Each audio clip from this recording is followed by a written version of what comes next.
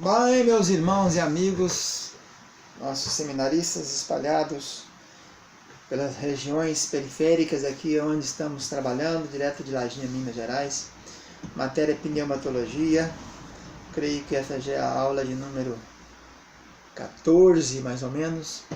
Estamos praticamente no final dessa matéria, do nível básico de teologia, pneumatologia, falando sobre a atuação do Espírito Santo, uma pessoa da Trindade, que tem dons, que enche os homens, que manifesta através de vários dons, de vários modos, é um Deus, pertence à Trindade, tem uma obra, tem personalidade e tem as suas evidências.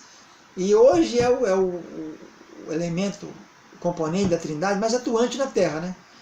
Rememorando aqui, no Velho Testamento tivemos Jeová, no Novo Jesus, e após Jesus ser assunto ao céu, está por conta do Espírito Santo, que vai, segundo a nossa concepção escatológica, até o arrebatamento da igreja. Depois, finda-se, porque não teremos mais o Espírito Santo por aqui, e ele vai deixar de convencer o homem do pecado, da justiça e do juízo.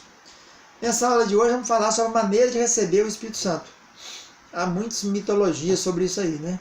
No meio pentecostal. Aliás, no meio pentecostal, os irmãos sabem muito bem, quem está nos ouvindo, que é o meio onde mais facilidade tem de disseminar essas questõezinhas, né? Esses modos, trajeitos, essas coreografias aí extraordinárias que a gente encontra aí rodando pelo país afora, né? Porque é no meio do Pentecoste, no meio da atuação do Espírito Santo, que ocorrem esses sinais e evidências, esses dons, esses prodígios, essas maravilhas, e às vezes alguns se exacerbam, né? Alguns se extrapolam, alguns saem do controle do Espírito Santo propriamente dito. Então vamos falar hoje sobre a maneira de receber conforme a Bíblia diz, né? Como se pode receber o Espírito Santo hoje? É uma campanha, vamos fazer uma campanha para receber o batismo do Espírito Santo? Vamos fazer um jejum de 21 dias, como Daniel fez? Ou vamos fazer um jejum de 40 dias, como fez Elias, fez Jesus? Como é que faz para receber o batismo com o Espírito Santo? Para ter esses dons espirituais, né? Então a Bíblia nos mostra a maneira que aconteceu no tempo da Bíblia, no tempo do que ocorreu, conforme está registrado na Bíblia. De lá para cá, Gunavin, Daniel Berg, Moody, Finney, Spurgeon, etc., não vai nos interessar. Vamos nos ater ao como foi que aconteceu na Bíblia Sagrada. Então, vamos começar pelo caso de João Batista batizando Jesus. No batismo de Jesus, quando acabou de batizar, foi uma coisa concomitante, né? Acontece muitas isso. Eu já vi casos desse. A pessoa batizada nas águas, logo depois é batizado com o Espírito Santo, simultaneamente, logo em seguida. Mas não é obrigatório isso, pode acontecer. E Lucas diz então, Mateus, Marcos, Lucas e João, todos falam do batismo de Jesus. João testemunhou dizendo: viu o Espírito descer do céu como pomba e pousar sobre ele. Então aqui, em Lucas 3:22, o Espírito Santo desceu sobre ele em forma corpórea como pomba. O João já colocou, sumiu com o come e colocou na pomba mesmo. E ouviu-se uma voz: tu és meu filho amado, em ti me comprazo. Marcos diz: logo ao sair da água, viu os céus rasgarem e o Espírito descendo como pomba. Mateus 3,16, batizado Jesus, saiu logo da água.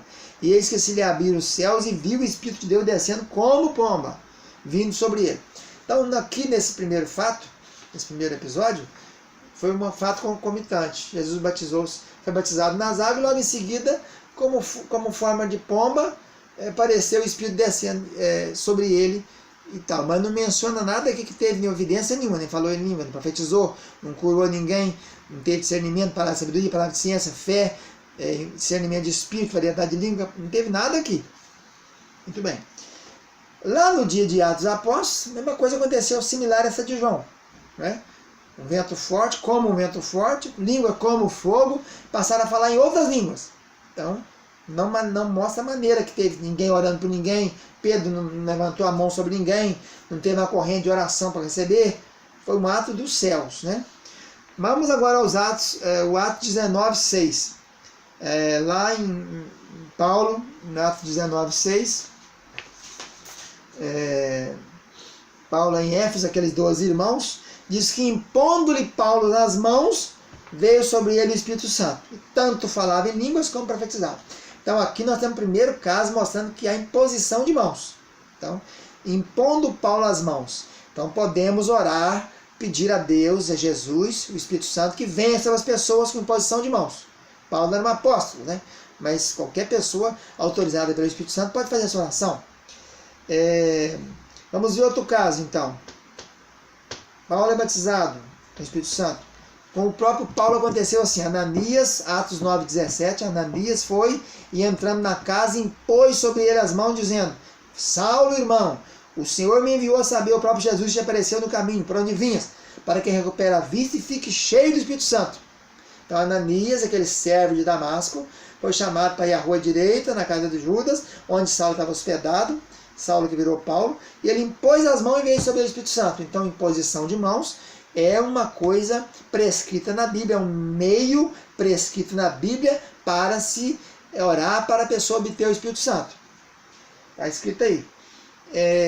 Atos 8:18, falei agora há pouco aqui, não é isso? 8:18. Aí não, aí já é no caso lá de Samaria, né? Imposição de mão dos apóstolos foi dado o Espírito Santo. Vendo, porém, Simão, que pelo fato de impor os apóstolos as mãos, era concedido o Espírito Santo, ofereceu dinheiro. Simão, aquele é Simão Bar Jesus, aquele profeta maligno que tinha lá, não é isso? Pedro e João desceram para lá e oraram para que ele recebesse o Espírito Santo, porque não havia se recebido. Então, versículo 17, então lhe impunham as mãos e recebiam. Então, nós temos esse caso aqui, aliás, é um caso inédito, né?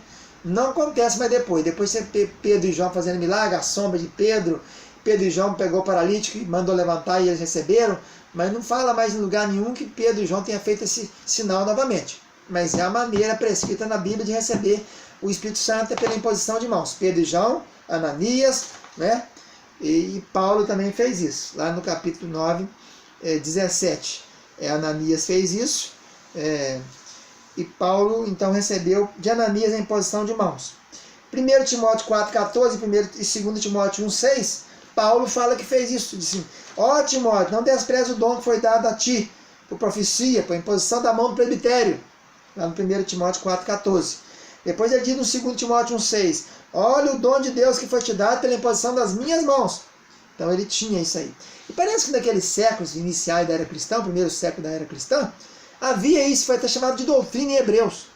Ele diz, cuidado com as doutrinas de batismo, a doutrina de imposição de mãos, a doutrina da ressurreição, a doutrina de justiça eterna. Então, doutrina é o que é doutrina? É uma coisa que é cimentada, é uma coisa que acontece na Bíblia inteira, é uma coisa que ocorre muito, é um fundamento, princípio, isso é doutrina.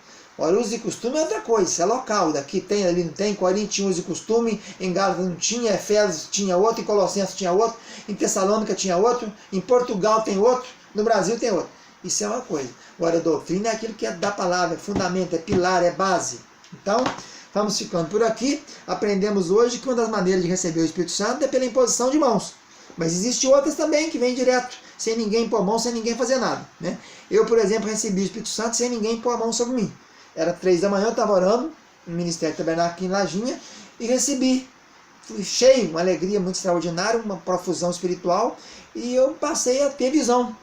Ok? Então é isso aí.